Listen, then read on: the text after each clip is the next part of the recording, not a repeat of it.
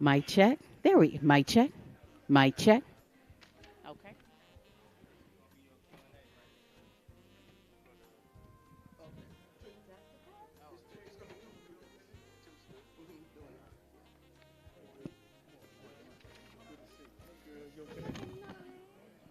I like that suit you had on yesterday. You went shopping.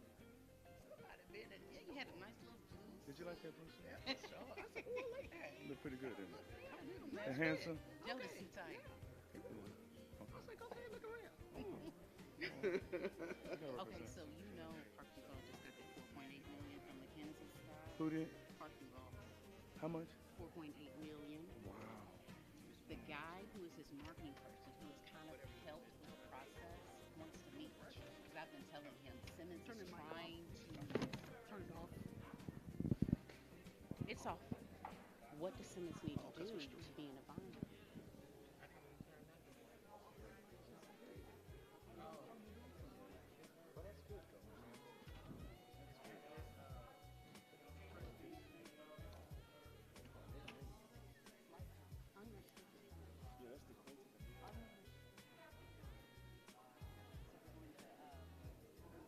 Grocery store that used to be across the street. We're gonna do fresh fruits. Is she I'm still sorry. on? Yeah, turn Oh, that off, that's please. good. That's gonna help me. Cause she Let me get that. Okay, thank you.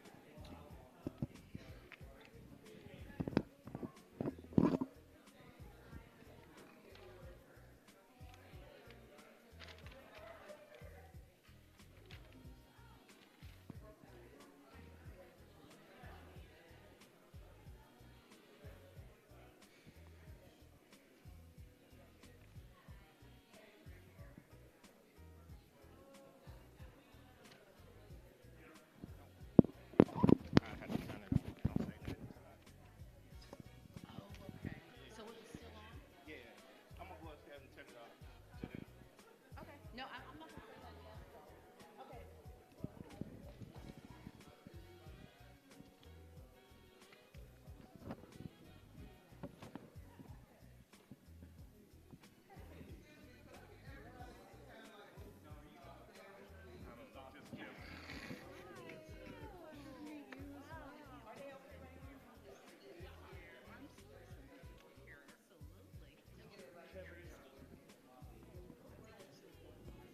Going out with Oh, this. my pleasure. My pleasure. So I am my Right, and I'm the new announcements. Q and A, Welcome. Yeah. and then the partners are Carmichael's, Okay. Humana, and then the Writing Center.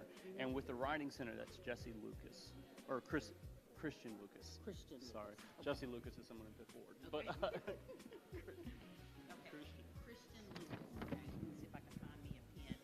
Okay. I've got a pen. Oh, okay. So I'm gonna give just a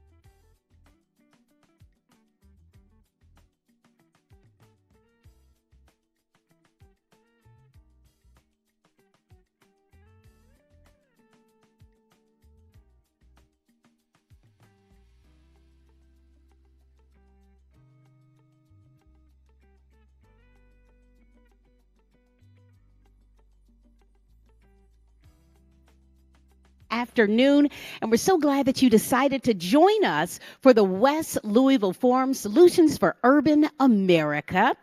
And this event is brought to you by the Reverend Jesse Lewis Jackson Center for Racial Justice.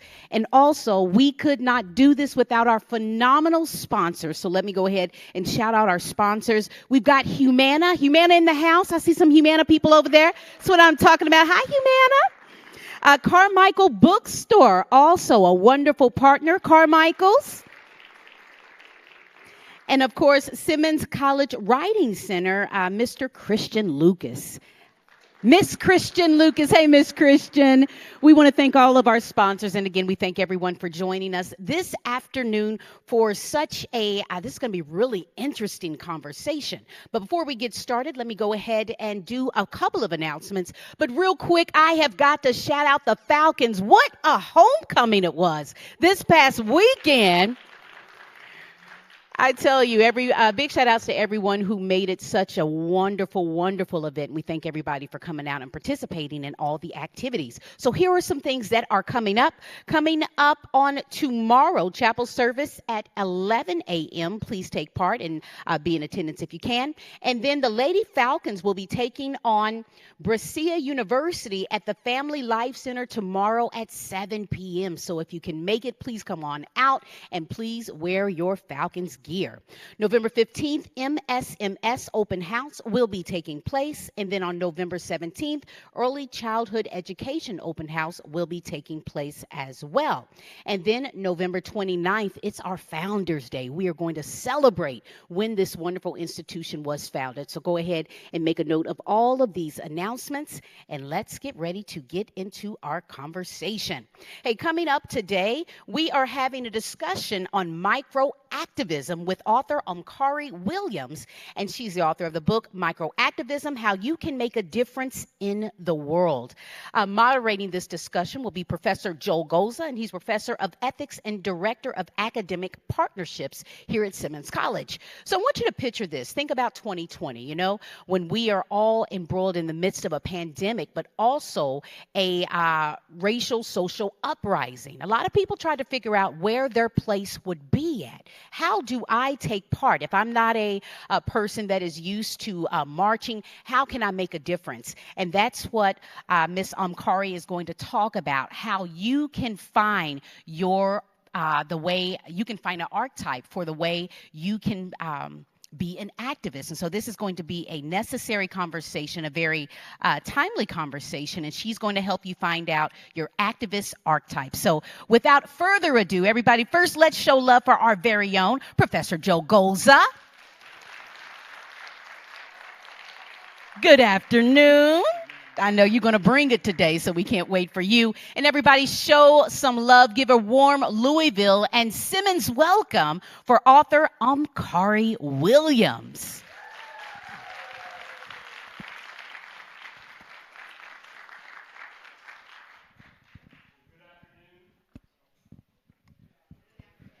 Simmons Nation.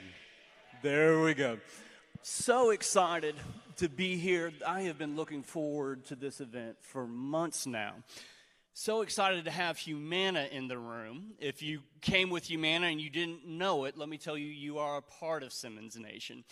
And as an institution, we know that we wouldn't be where we are today without your friendship and support, and we are so thankful. But out of everybody that is here, I am really thankful that we have our students. So good to have y'all in the room. And Omkari, welcome to Louisville. It is good to have you here. When we look at where we are at as a nation, there's a lot of trauma that our students live through that I've never had to go through. There has been a lot of heartache, a lot of worst fears coming alive. And yet when we look back at our history, I have never seen a time in American history where transformation didn't come and wasn't born within a time of trauma. And what I so loved about your book is that I found hope there. And what the book provides for us is an opportunity to uniquely engage in our gift sets. It provides a very customized approach of how to unleash the gifts that God has given us and to really put it in practice in the world. I wanted to start just reading one of your quotes from your book and then ask you just about the process of writing it. Okay. And with everything that you have done, why this book and why now? But let me give you this quote. Micro-activism teaches us that exactly who we are and what we bring to the table is precisely the kind of activism the world needs. Yeah, so first let me just say thank you all so much for having me here. I've never been in Louisville, and I'm super excited to be able to speak to all of you, and especially the young people, because I'm sorry, we've left you a really messy situation to clean up, and I want to give you ways of engaging with that mess without frying yourselves to a crisp. That's my goal, right? So when most people think of the word activism, they think of the iconic figures, Dr. King, Malala Yousafzai. They think of people who stood on a stage and did something, Rosa Parks. They think way big up here, right? But what they don't often remember is that without all of the people behind those people, nothing would have happened. Nothing would have changed. Those people were the necessary faces of the movement, but they are the minority by far of the movement, of any movement for change. It's the people behind them who really are the driving force. I mean, let's think about it this way. March on Washington, Dr. King is standing at the Lincoln Memorial. If you didn't have all those hundreds of thousands of people down below, he would have been a tourist, just visiting for the day, right? It was the people below that elevated the event to being what it was. And we don't know most of those people's names unless they were members of our family. We don't know their faces, but that doesn't make them less important. It doesn't make their contribution less important. And that's the thing I want everyone to understand is we each have a way of engaging in activism that is suitable to us and that we can sustain. Because sometimes, you know, I'm sure everyone in here has done the thing where they're like, I'm going to go out and I'm going to do something and I'm going to do something big, and you go out and you dive in and then you're like, so maybe this is not the best way for me, and you stop because it doesn't match who you are as a human being. It doesn't match the gifts that God gave you.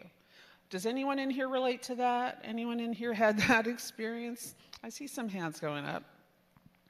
So microactivism really encourages you to find your way so that you can sustain what you're doing, so that you can continue to make the change in the world that you want to make. And I'm going to be totally straight with y'all. There is not a person in this room, and I see a very young person in the back there, but there is not a person in this room who's going to live long enough to see all of the change that we want to see happen. But that's not our job. Our job isn't to finish the work. Our job is to keep moving the work forward. And that each one of us can do. That is within our capacity. That is how we address the things that have happened. That is how we address the trauma, is we keep moving things forward and we take joy in the work. Not just the completion of the work, but the actions of the work, the regular actions of the work. Mm-hmm. Thank you so much for that. And, you know, when we look, so we're in Kentucky. Tomorrow there will be a vote. They'll be hugely impactful of the direction of the state. It'll have national ramifications. We are only 1 year away from a presidential election. And there is, at times, at an individual level, that things can feel quite overwhelming. And one of the things that I loved about your book is it tries to change the camera angle from this me-centric approach to more of a we-centric. and a team-based approach. And when activism is at its strongest is when teams of activists are at their strongest. Can you talk a little bit about the power of team in facing the mountains that we have to move? As I said, don't think anybody does it by themselves, right? But community is everything. Community is where we find our sustenance when things are hard. It's where we celebrate when things go well. And sometimes we don't celebrate hard enough. I'm just going to say that. I really want to encourage everybody here. When there is a success, I don't care how small that win is, celebrate it. Because it's kind of human nature, we put our attention on the things that go wrong, but it's celebrating the things that go right that keep us going. So building community, finding the people who are on your team, who are interested in the things you're interested in. And everybody doesn't have to be interested in exactly the same thing. There are 8 billion people on the planet. If 8 billion people each did something in their area of interest, we'd cover everything. So you don't have to feel like the only thing I can do is this down this path. Find your path. Because if it's your path, you're going to be interested. You're going to be motivated to keep going. If it's someone else's path, it's a little harder. And on your path, you're going to meet your people. You're going to meet the people who say to you, yeah, let's do this thing and let's do it together. Let's work as hard as we can work together to make this happen. I am going to say at the same time, and I really feel this very strongly, especially in the moment we're in right now where people get into silos and they do not speak to one another if they're outside of their particular silo.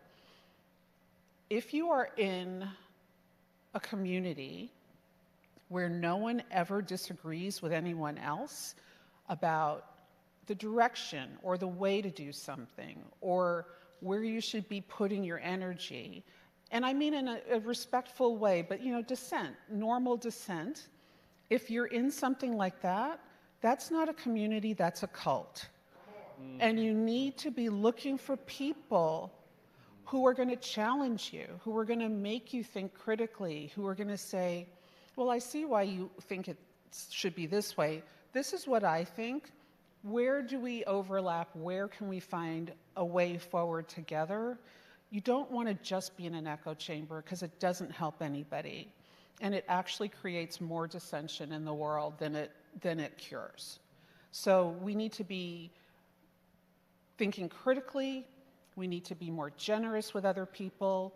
We need to be able to say to someone who has a different opinion, tell me more. Why do you think that?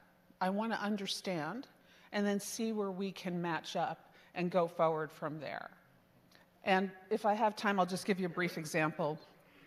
A friend of mine found herself working, she called me one day and she's like, I'm working with Newt Gingrich. And I was like, excuse me? And I was like, okay, so Nisha, tell me more. And she said, we're working on the First Step program, which was to get low-level drug offenders out of prison. And I was like, and Newt Gingrich is in on that? And she said, yeah, he's coming at it from a different perspective. We're coming at it from the perspective of we incarcerate too many people, but he's coming at it from the perspective of his Christian background and forgiveness, and we meet up on this issue. And she's like, so we're working with Newt Gingrich.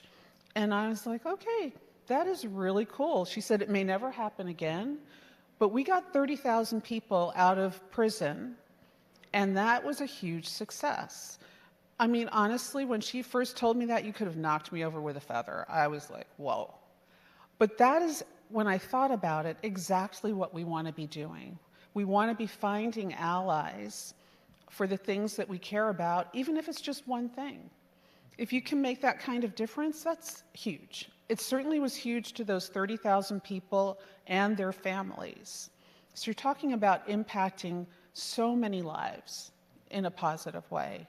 So keep an open mind. Be willing to be curious. Be willing to be challenged. Don't take challenge as an insult.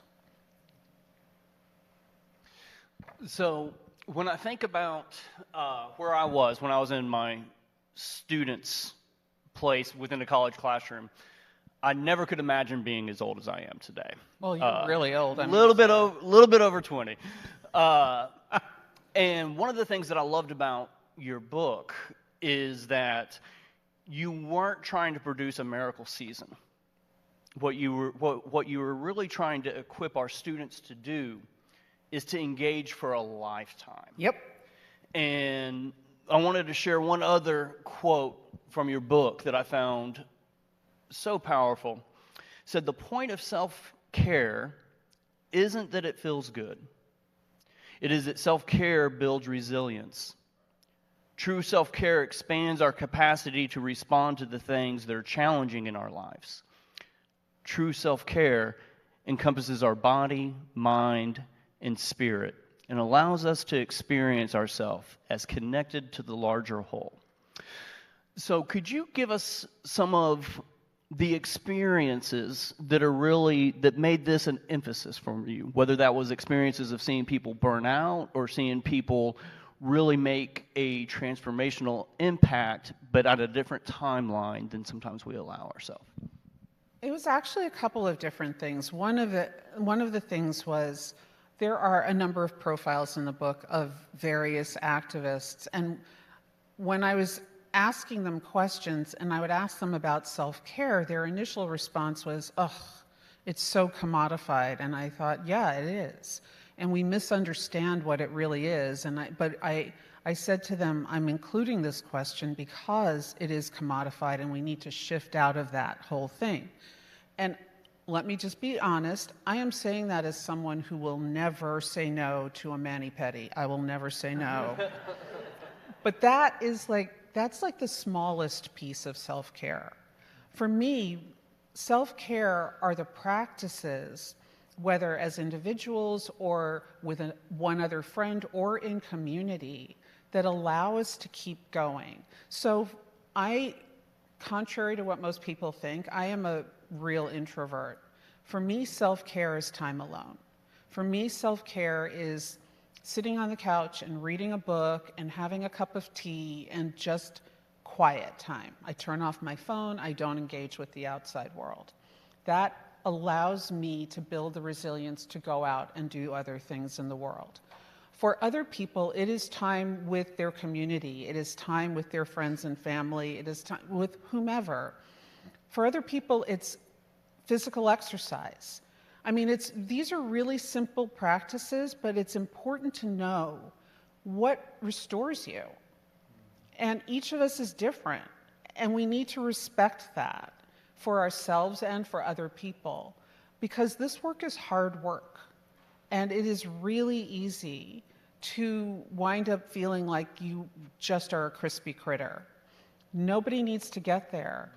And when you combine finding your own way of activism and including appropriate time for the things that restore you, whatever they might be, then you don't have to worry about being burnt out.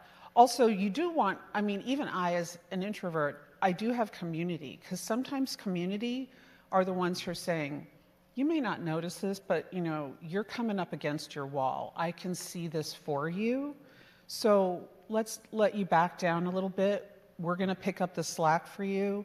And when you've restored yourself, come back on in, right? Because you know how it is. Other people see us sometimes so much more clearly than we see ourselves. But I do think that expanding the idea of self-care just beyond a spa day or this, I mean, for some people it's basketball. Go out there, get that physical energy out on the court. Whatever it is, but it's not necessarily about money. And I really wanted to break that idea that it's about having to spend money, or it's about it looks a certain way and it means you have to have a bubble bath. I mean, I have a friend who would rather sit home with a sharp object in her eye than take a bubble bath. So find your thing, but know what it is. Know what keeps you in the game, because we need you in the game. Yeah. And one of the things that was really interesting when we think about what makes an activist. Some people would put their confidence in education. or in professional experiences, or, just a range of things. But one of the things that you are very intentional about is self-awareness and really rooting your work, one, in the stories that are passionate to you and these moments that prove transformational, and then as well as really ensuring that you align your activism to your value set. Yeah. And this, in your book, becomes kind of the foundation. Can you speak to the importance of that foundation? And because a lot of times when we feel like we want to get into work, sometimes it feels like we are tempted to shift who we are rather than operating at the power of what we already possess. So my path to activism, I'll just use myself as an example here. I grew up with a dad who was a diplomat and humanitarian. He did relief work all around the world, including during the Rwanda genocide and the war in Bosnia. And so I grew up with this perspective on no matter how bad and hard life in the United States might be for Black people, I was still a fortunate person, and I still had the capacity to make something better for someone else. I was not living in a hot war zone or anything like that. I was not a South Sudanese refugee looking just to survive. So that has always kind of been my motivation, was the privilege that I've been able to live with and being able to use that to make things better. So I have a couple of things that I really connect to. One of them is protecting democracy. I am really passionate about that. And one of them is racial justice. And so those two things kind of drive me. Democracy, because without it, good luck, everything else goes, right? I mean, if you can't vote, if you don't have a voice in your country, everything else is kind of moot. So for me, those are the things I always go back to. Those are the things that drive the work that I do. But it might be different, and I'm sure it's different for each of you. It's like, what's the story that got you started? What's the thing that happened either to you, or you read about, or you witnessed? I mean, it could be something as simple as you were in 4th grade and you saw some kid being bullied in the schoolyard, and you were like, I'm not going to let that stand. I'm going to make sure that this is not happening where I can see it, and then go from there. And I just think it's really important to connect to what I call your origin story, because there's so many things pulling at us all the time that if you can connect to that fundamental story, that fundamental reason for doing what you're doing, then you can keep your activism moving through your life, because that story is always going to be true for you. It doesn't have to be someone else's. It needs to be yours. It needs to be what you care about and what you can do. Like I said, 8 billion people. There's plenty of us to get it all done if we focus on doing the thing we want to do in the way that we can sustain. You know, at Simmons, I get the opportunity to work with remarkably gifted students. Students who have life experiences, who have stories to tell. But I think one of the things that also becomes a challenge for our student, which is a challenge for so many of us, are insecurities. And what I mean by this is that sometimes not all of my students realize how remarkably gifted they are. Mm-hmm. And yet, this is not something that we necessarily outgrow. So I was insecure when I was in college. You know, after college, you know, you're still trying to search for your gifts, and you're still trying to be able to unlock them. So for those of us with insecurities, and I imagine I wouldn't be the only person, like how do you think that an approach of microactivism really allows you to face that in a way that is healthy? I would like a show of hands for the people here who are not insecure in some way. Okay, good. We're all human. Excellent. What microactivism really does, and I'm gonna talk a little here about the archetypes, because this is why I created them. So I created what I call the activist archetypes, and there are 4 of them. And I based them on my old background of being an actor and being on film sets. So on a film set, you have your star, and you have your producer, and you have your director, and you have your background actors. So I sort of lifted liberally from that, and I have the headliner, who is your star. I have the producer, who's the person in the background, just in the background, with the spreadsheet saying, okay, here's what we need to do, here's what everybody needs to be working on. Then I have the organizer, who would be responsible for a specific area of the film production. I often think of the organizer as the one who's taking care of craft services, which is food, which is my favorite thing, and without which no movie has ever been made or ever will be made, trust me. And then you have the people I call the indispensables, and those equate to the background actors. And in my entire life, I think I've only seen one movie without background actors, and that movie was a film called My Dinner with Andre, and there are only 2 people in it. Everything else, there's always the people in the background, and without them, the movie would look weird.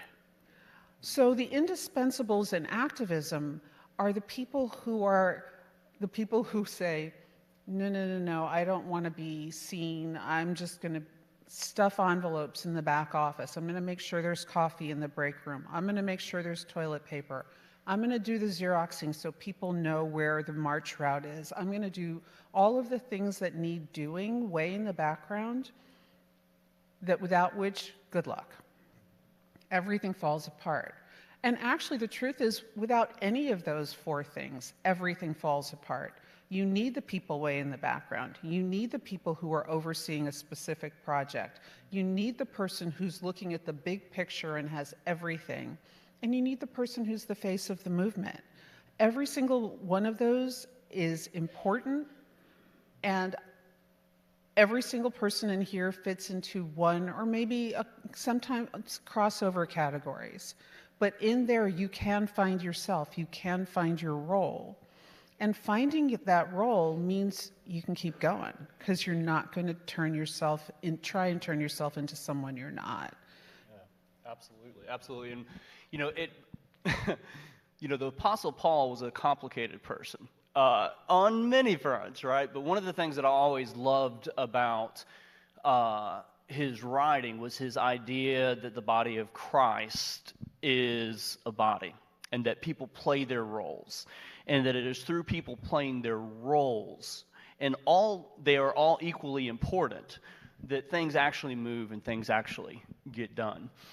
One of the things that was also really encouraging on the book is that the world of activism will bring people into worlds that were previously foreign to them. Yeah. And a lot of us are so concerned with what we know, what we can do, this, that, or the other.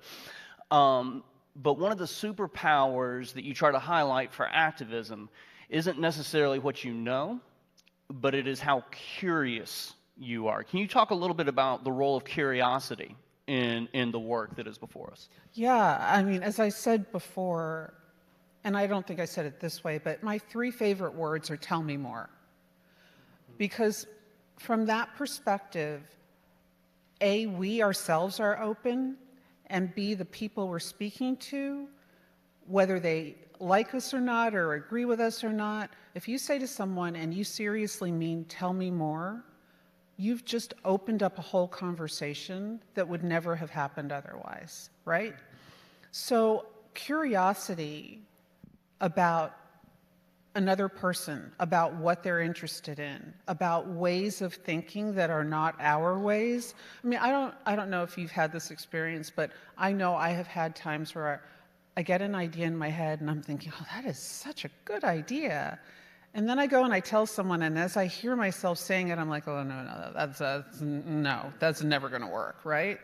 Because in our heads, we think what we think. But when we're talking to someone else about something, we get feedback. And if we're open to that, if we're curious about what someone else has to say, then there's possibility. And if we're curious about why they think what they think, why they're doing the work that they're doing, there's possibility. And that's what I mean, in my opinion, that is a lot of what we're lacking in the world right now. People are not curious. They go in there with a particular set of mind, and that's it. Well, that's how we got here. And here is not pretty. So we actually have an obligation to be curious. It doesn't, and also let me just say this. No one has ever had their mind changed by another person. We change our own minds. We might hear something that makes us change our mind, but we choose to do that. And same token, we don't change anyone else's mind. So if we don't go in trying to change someone else's mind and instead go in being curious about what they're doing, why they're doing it, how they think it might impact the world, we are opening up so much more possibility. And that's really important right now. Yeah, we learn sometimes to be really terrified of experts, right? With good reason. Absolutely. Like there's nothing more dangerous than expertise without humility, expertise without intimacy. But when those two things come together, it can be really powerful. Yeah. In your own story, you become a political consultant. Not everybody went through your consulting services and avoided jail, but some of them did, right? We won't talk about everybody that you worked with. I know it wasn't your fault. But then you have... it really, really wasn't my fault. Yeah. Thank you for sharing that. We all have friends. We all have friends. But one of the transformational moments in your life is when you move into community in Savannah. Yeah. And you see this different way of engaging. Could you tell us a little bit about kind of your experiences within these two different worlds? So when I moved to Savannah and started doing community work with a truly extraordinary group of organizers, part of it, honestly, was penance for the political consulting and hoping to keep myself out of the hot place. So I met these people. When I got to Savannah, I knew nobody at all, not a soul. And at Jiffy Lube, getting the oil changed in my car, I met this young woman who said, "Oh, you should come to this organization. It's called the Creative Coast, and people come and they talk about what they're doing, and it'll be a good way for you to meet people." And she was not wrong. I met some of the most extraordinary organizers I've ever encountered, doing all sorts of things from literacy programs to, there's this one woman, Molly Lieberman, who has a program called Loop It Up, where she does arts for after-school projects for kids who are in Title I schools.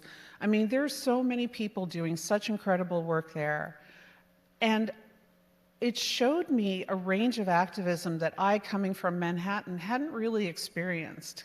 Because Manhattan is so big that you can really get kind of isolated in a very small community, and Savannah is so small that there's a lot of overlap.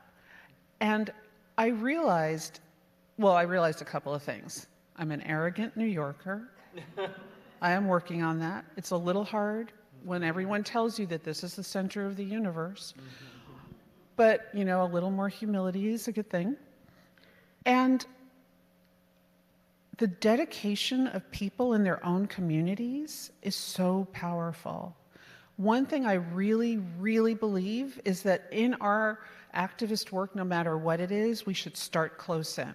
Start with the people you have proximity to, and then keep working your way out, right?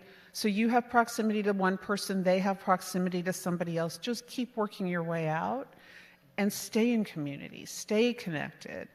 I'm not sure I totally answered your question there, but I migrated into that work because it felt personal and scalable and human, and that felt really important. Yeah, absolutely. And one of the things that you talk about is that it's through community that we bridge divides. Yeah. And when you look at our society, it is clear that, particularly here in Louisville, as in other places, we are a society that is divided by gender. We are divided by race. We are divided by wealth. But one of the things that you also highlight that is a huge division and even within activist circles, and that is we are divided by generations. Yes. And you talk about how communities can be healing bombs of that. So what would it take for a community to overcome the type of divides we see? So boomers are different than my generation, but my generation lived in a completely different world than what my students live in. Yeah. I think it's incredibly important to have multi-generational communities. If everyone is your age, whatever age that is, they're going to come with shared experiences that are inherently limited, right? I have a brother who's much younger than I am. He's 34 years old. So his experience of the world is a very different experience than my experience of the world. And so when he and I are in conversation, and he does relief work, it's the family business, we talk about it, and I realize, oh, Parker's seeing it from a perspective that I didn't have.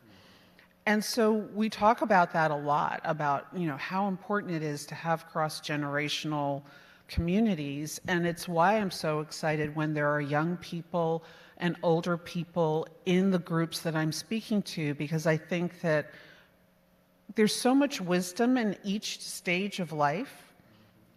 And people sometimes dismiss young people and think, oh, young people don't know. That's not true. Young people know a lot. They just know a lot from a different perspective.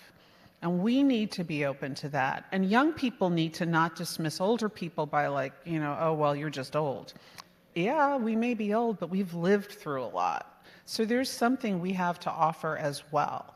And I think it's really, really important to have those multi-generational communities, to seek out the wisdom of people older than you, younger than you, who are just different than you in some way, shape, or form. We don't want to be in an echo chamber. It is not healthy. It will destroy our society. We've got to learn to expand out and be generous. And that's something I really can't stress enough. When we think about the Montgomery miracle, taking down segregation, the leadership of Martin Luther King Jr., one of the greatest miracles to me of that moment is that you had a whole city that was ready to follow somebody in their 20s. Yep. And rather than burying his talents because he was young, the whole city and the whole community raised them up. And in communities, there can be just remarkable leadership. So I think about Simmons College, a rich history of amazing leaders. William J. Simmons, Ida B. Wells starts here. We have powerful women writers, our own Sherry Mills, right? Christian Lucas. But I'm convinced that the best is yet ahead. And that even though we have been around since the 1800s, in looking at our students, there's voices that have to be unlocked. And there's platforms that we must provide. And at the heart of the work at the Jesse Lewis Jackson Center, and at the heart of the work at Simmons College, is creating these agents of change. Mm-hmm. And so we will roll into a question and answer session, but I want to make sure that you have an opportunity to say something to the future agents of change here at Simmons College. Because I'm convinced that the leadership, not just that our city needs, but that our nation needs, will have to come from our young people. Oh, absolutely.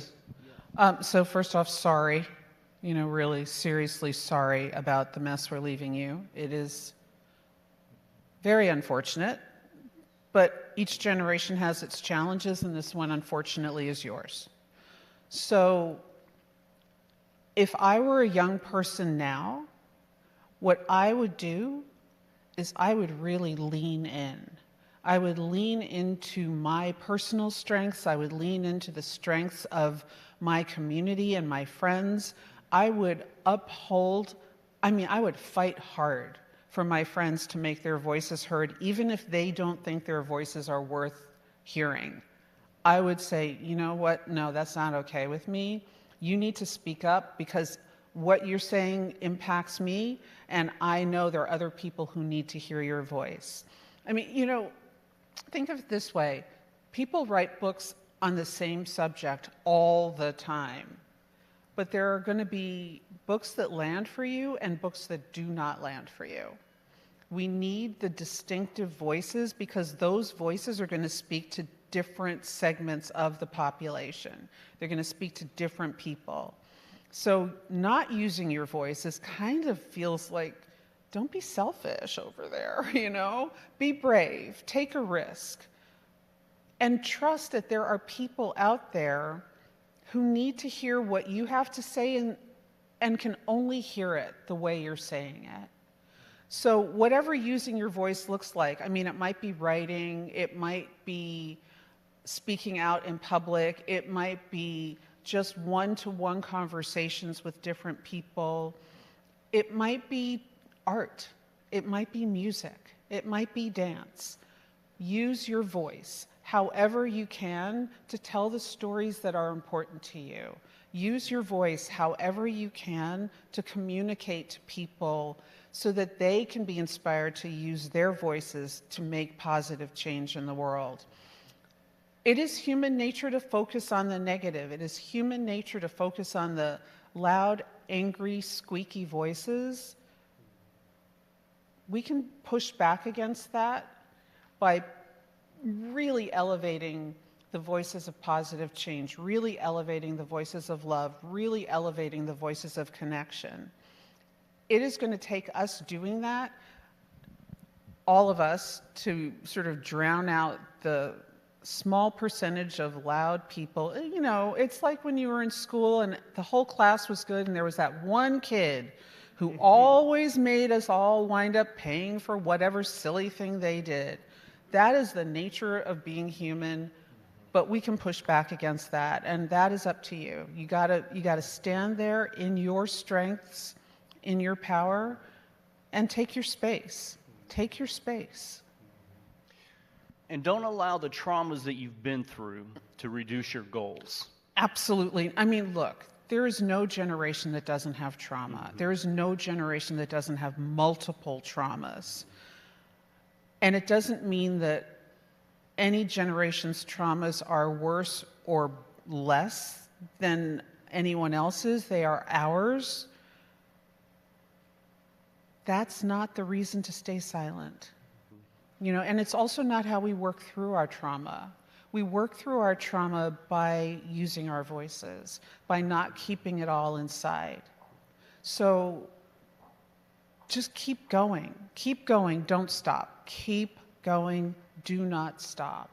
That's the most important thing I can say to each of you. And support each other. Really, truly support each other. Be there for your friends. Be there for your families. Be there for the people in your community. We do not do this alone. This is not solitary work. Thank you, Omkari. Thank you. Would you be willing to take some questions? Absolutely. All right.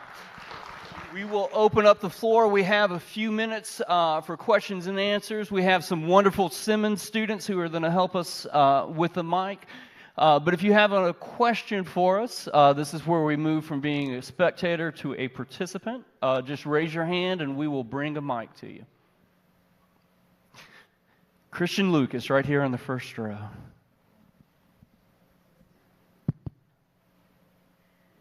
Thank you. Oh, yeah, I'll let you hold it. Not trying to take it. First of all, thank you, Omkari, for coming. And I'm very grateful also to Professor Goza for reaching out to me to see how we could put this thing together with the Writing Center and with everyone that participated and helped put this together. Humana, Carmichael's, thank you all. And thank you all for being here. I just want to say that. So give yourselves a hand. And I do want to plug that the Writing Center is having another writing workshop. I should have given that announcement on November the 16th. Professors, maybe throw your students some extra credit for attending. But if you attend, you will get a free APA manual. Want to plug that in. Now to my question. Right now, many things are happening. In Louisville, for example, once again, a police officer is on trial for murdering Breonna Taylor, and we will be watching to see how that unfolds. And then across the world, we are watching Israel, bomb Palestine, or Gaza. We're watching, we saw the people of Israel suffer from their trauma as well. Me personally, I always feel guilty when I don't do anything or when I don't say anything in protests of these different types of situations. I never went to a march on behalf of Breonna Taylor, and I felt guilty about that. And I know you said that we all have to dive into our own talents and just kind of do our part, but how do you keep yourself from feeling guilty for not participating in the way that we see on TV? I'm not marching, I'm not attending rallies. How do you get over any guilt you may feel? Thank you. I really love that question.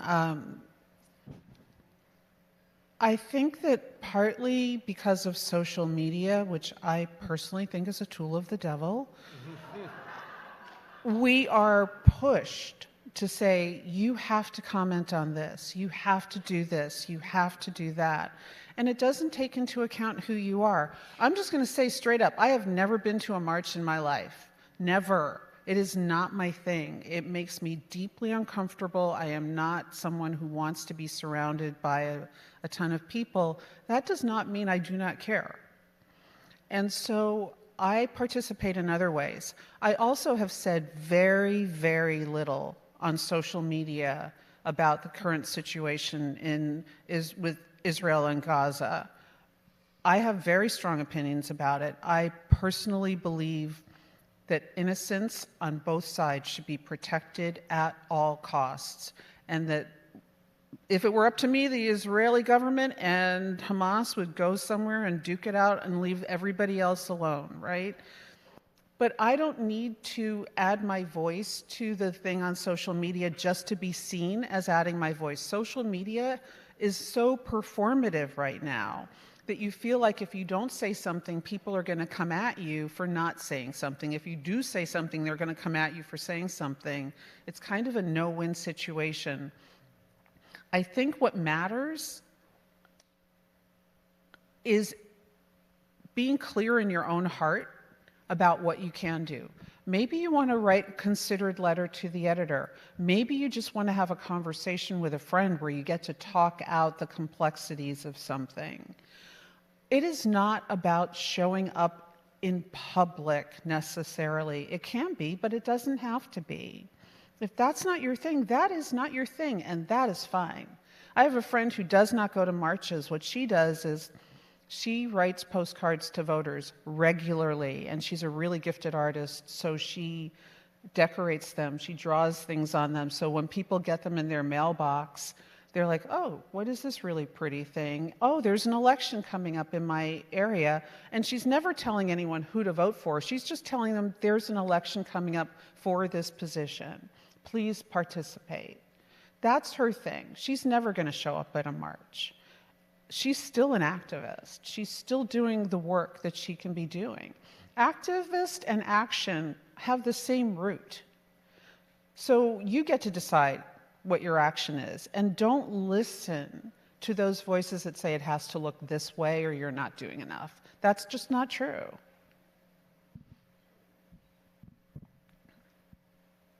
Hello. My question is, I heard you talking about people's gifts, and I wanted to ask, like, in your opinion, how does someone first find their gift, develop their gift, and grow it to its maximum potential? I love that. Thank you. First off, sometimes when you're struggling to find your gift, I think it's really helpful to ask your friends, because your friends already see your gift, right? They know what you're good at. They're like, oh, you're good at this, you're good at that. And we're like, oh, I am? And they're like, yeah, how did you not know that? But we don't see ourselves so clearly. Ask your friends. Start there. But also connect to your heart. What's the thing that's calling you? If I say to you, what's the thing that you care most about in the world? What is it? All people. So I'm going to translate that into dignity for all people. Does that feel right? So if you care about dignity for all people, then I'm going to say that my guess is that your gift has something to do with how you treat people and the kindness that you extend to people. And I'm pretty sure your friends would say, yeah, you're really kind to people. You talk to people with respect and compassion. That's a gift. You don't have to find that. It's there. You just have to recognize that it's there and then say, how can I build on that? And maybe the way you build on that is to engage with kids younger than you and show them that compassion, show them that love, show them that you look at them as deserving of dignity simply by virtue of being God's children, right? And then you just go from there. You will find it. It's there. We just often, it's so close to us, we don't see it. So I'm going to say, go out and poll your friends, and then take a step, and then take another step, and keep going. Don't stop. I think we got the time for one last question. Is there one last one? All right, Justin. Hello. I have Hi. a question for you. You mentioned that your father was a diplomat, Yeah. and he's been to many countries like Bosnia and Rwanda. Yes. So is there anything he's seen that he thought like the U.S. should implement, like anything good that we could be influenced by? Interesting. He saw a lot of things where he felt like the U.S. was not doing enough. Certainly Rwanda was one of those places. And it hurt his heart. It hurt his heart. And I think that what I learned from my dad, watching him as he navigated those experiences, was that it is incumbent upon us as citizens to speak up, even if you think it doesn't matter. So let me tell you something that someone told me, and this is what this guy does for work. He said, most Congress people never hear from their constituents. If they get 20 letters about a subject, it rises to the top of their agenda, because that's how infrequently they hear from their constituents. So if there's something that you care about, get 20 of your friends to write to your congressperson. Get 20 of your friends to send emails or call their offices or whatever is easiest. And so I learned from my dad that you can actually affect policy by exerting your will and your rights as a citizen of this country. Don't dismiss the importance of affecting policy and pushing people in a direction. It's not the only thing, but it's a significant thing. So that's something I really learned from him, is we are more powerful than we think. Don't dismiss what you and a small number of people can do. Wonderful. Thank you, Omkari. So at this time, it is my privilege to introduce to you the 13th president of Simmons College of Kentucky, Dr. Kevin Cosby.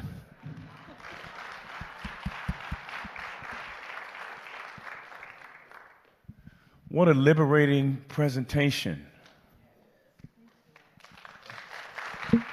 Wow. And Dr. Goza, thank you so very much for facilitating this. Humana, thank you so very much for your partnership with Simmons College. I love that. And your first statement, our job is not to finish the work, but to keep the work moving forward. That is a liberating statement. Wow. Not the completion of the work, not finishing the work, just keep the work moving forward. Wow. Reinhold Niebuhr said that anything of significance, if it's significant, is never completed in your lifetime. it takes generations to complete some things. And Simmons' story highlights that. The baton was passed to us, our generation. We will pass off the scene and we'll pass the baton to another generation. But the goal is not to drop the baton, right? But to keep the work moving forward. And that micro activism, which implies that if you have micro activism, you have macro. And what has been celebrated, as she indicated, what we highlight, celebrate, give awards to, are the macro activists. But if you're a student of the Bible, you know that while we celebrate the macro activists, nothing happened in the Bible without the micro activist. So you have Joshua.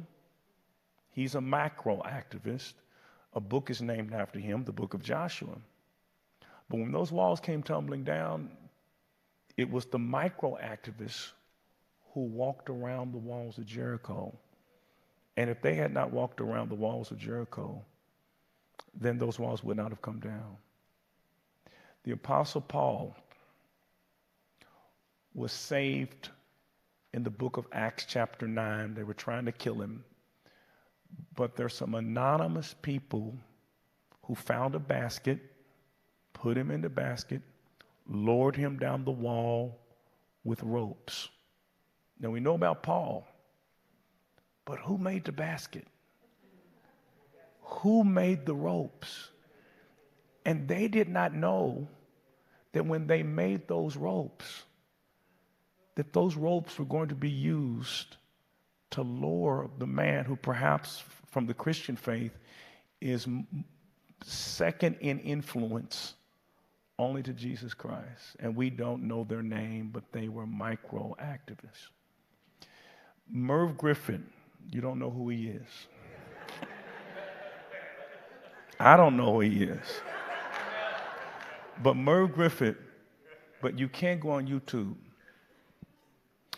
and look up Merv Griffith's interview with Martin Luther King. This was in 1967. King was assassinated in 1968. And Merv Griffith asked Dr. King, he said, in your years of activism, what was most memorable? And King stood up in the air and he said, without question, it was when ordinary people in Montgomery, Alabama, who had been oppressed, who had been marginalized, decided to do something about their situation and stay off those buses for 381 days. He said, I saw them, janitors, domestic workers, raise their backs up. He said, I knew we were going somewhere when they decided to raise their backs up. He said, because no one can ride your back unless it's bent. So you don't have to be a macro activist like Paul. Just be a micro activist. Make some ropes. Make a basket. You never know how your micro activism might transform the world. Thank you so very much. Well, when do we get your books? We have them? Carmichael has them out here. All right. We will purchase the books. And I think, Christine, you can help me with this. Is Maddie's Kitchen open? Maddie's Kitchen is open, so we invite you to come to Maddie's Kitchen. All right? Do you want to go out and sign? Oh, absolutely. Sure. Okay. We'll give her a moment. All right. All right. Yes. Okay. What? I'm sorry. Students? Yes, yes. Yes, students go on. Yeah. You students hungry? Okay, all right. Okay, let's go ahead and let them sign. Okay. They want a picture with you.